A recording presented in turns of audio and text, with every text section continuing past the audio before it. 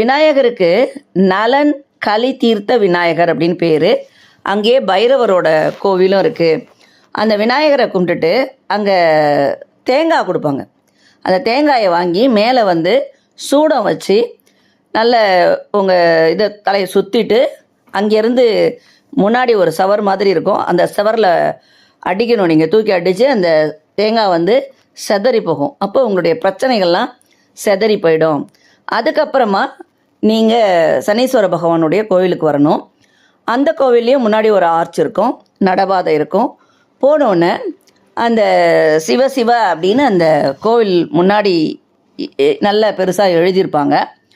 கோயில் உள்ளார நுழைஞ்சோன்னே லெஃப்ட் சைடில் பார்த்தீங்கன்னா 2 பிள்ளையார் இருப்பார்.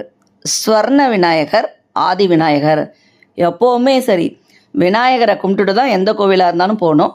இங்கே இந்த சனீஸ்வரன் கோவில்லையும் முதல்ல இந்த ஸ்வர்ண விநாயகர், ஆதி விநாயகரை கும்பிட்டுட்டு அதுக்கப்புறம் போகமார்த்தமுலை அம்மன் சமேத ஸ்ரீ தர்பாரணேஸ்வரர் சுவாமியை வழிபட்டுட்டு, சிவபெருமானை வழிபட்டுட்டு அதுக்கப்புறம் தான் சனீஸ்வரனை நீங்கள் வழிபடணும்.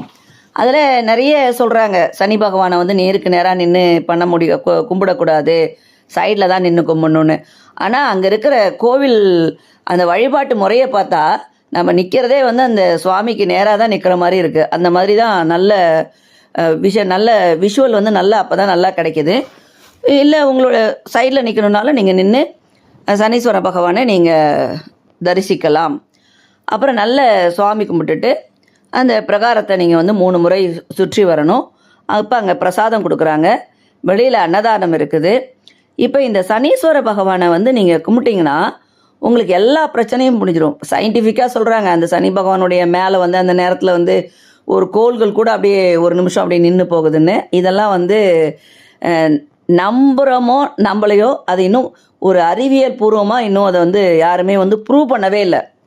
ஒரு சக்தி இருக்கே தவிர அந்த அதனுடைய அந்த நம்பிக்கை சார்ந்த விஷயம் இருக்குல்ல.